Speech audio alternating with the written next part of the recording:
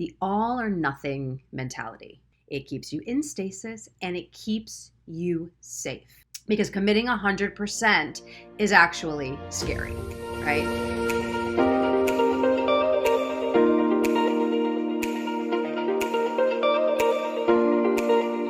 Hi there, Jody Bentley here, actor, producer, and career coach.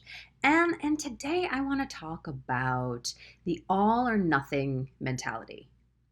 So let me know if this sounds familiar. You've set aside a couple hours to do a project that you want to work on, but now you don't have a couple hours, so you decide not to do anything. Or maybe you don't have the time in the morning to do your full workout that you always do, so you decide just to push it till tomorrow.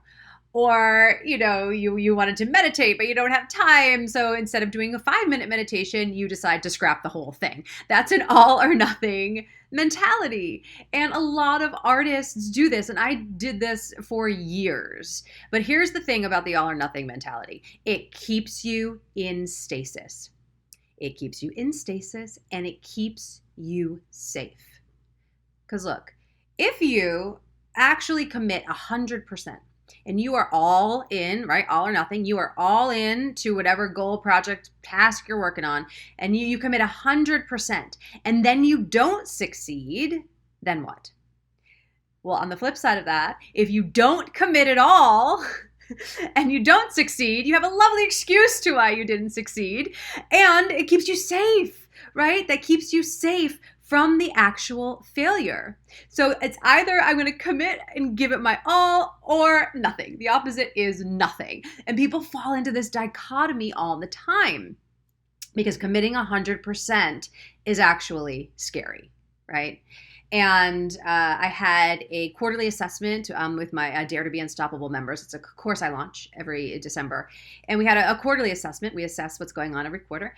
And this was exactly what one of the women in that course was dealing with.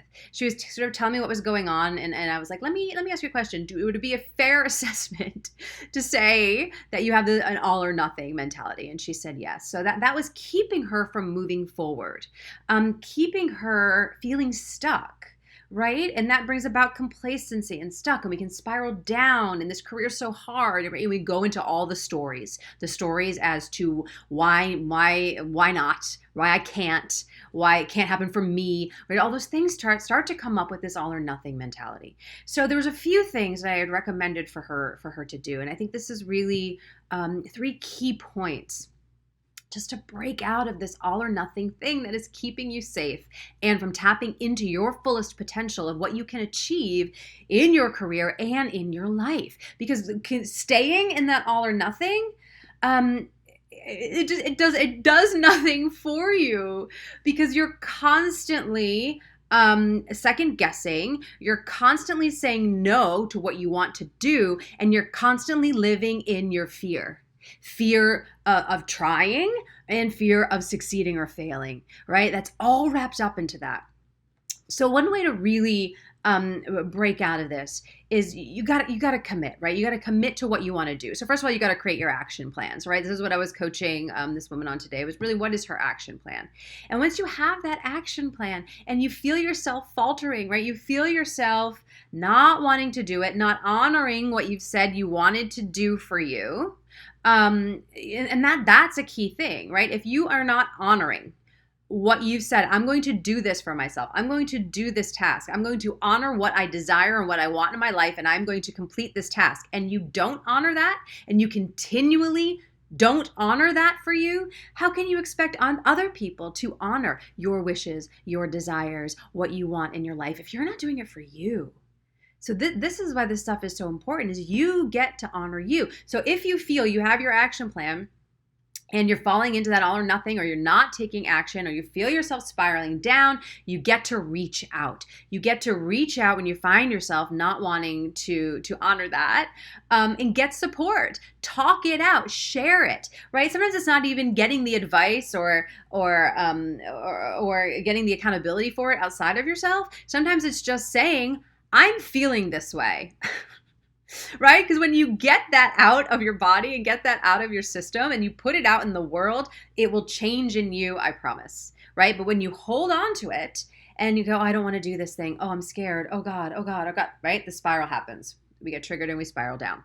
So I really invite you to reach out. Reach out when you are feeling stuck. Just let people know you're feeling stuck. And I guarantee even just putting it out in the world will change your energy and get you back in action. The second thing that I think is really important, and you probably heard me talk about this before, is an accountability partner. I have an accountability partner. We've been partners together for years. We talk every day for 20, 30 minutes. And we hold each other accountable, not only for what we want to do in our lives, but for how we show up in the world, how we show up in our lives, the triggers that happen, emotionally how we are, because all of that connects together, right? So having an accountability partner, someone outside of you to say, hey, you said you were doing this thing at 2 p.m. today. Where are you? Right? Sometimes we need that extra nudge of accountability so that way we don't fall into our patterns, because you are in a pattern right now. We all are in patterns of how we do things. And if your pattern is not working, you get to break it. And one way to break it is to get support and to get accountability. So I really invite you to find a mover and shaker, someone like-minded like you, who's willing to do the work, where you can hold each other high and hold each other accountable to take the steps. No excuses. And the third thing that I want you to think about, this kind of goes back to the first thing I said, but you get to practice the habit of valuing what you do and what you want above anything else. Now, I know that sounds scary and it maybe sounds a little mean, and I don't mean it to be that way at all. But if you let your self-care go to the wayside because you're not valuing that above doing something for somebody else, you are hurting yourself. And that in turn will have you not be able to show up for somebody. Do you know what I mean? It's almost vicious cycle in and of itself. So I really invite you to value what you want to do, what you want in your life above anyone else's the stuff that they want, because it's your life. You get to practice that habit of, you know what? My self-care is non-negotiable. So I understand, my friend, that if a friend calls you that you need support right now, but I get to do my self-care for the next 30 minutes and then I'm going to call you. Right? Because your self-care gets to be non-negotiable. Your dreams and desires get to be non-negotiable, or else you're always putting other people ahead of what you want. And then that starts to have a weighing on our psyche, right? That starts to feel bad. And then again, that goes to the all or nothing. Well, I can either do what I want or help my friend. So I got to be a good person. So I'll help my friend, right? That goes back to that all or nothing thing. But what about a yes and? What about being able to do both?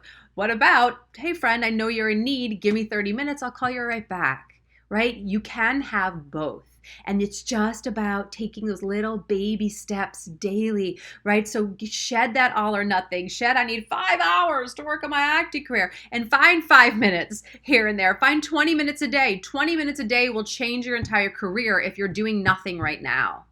So I urge you to use these steps.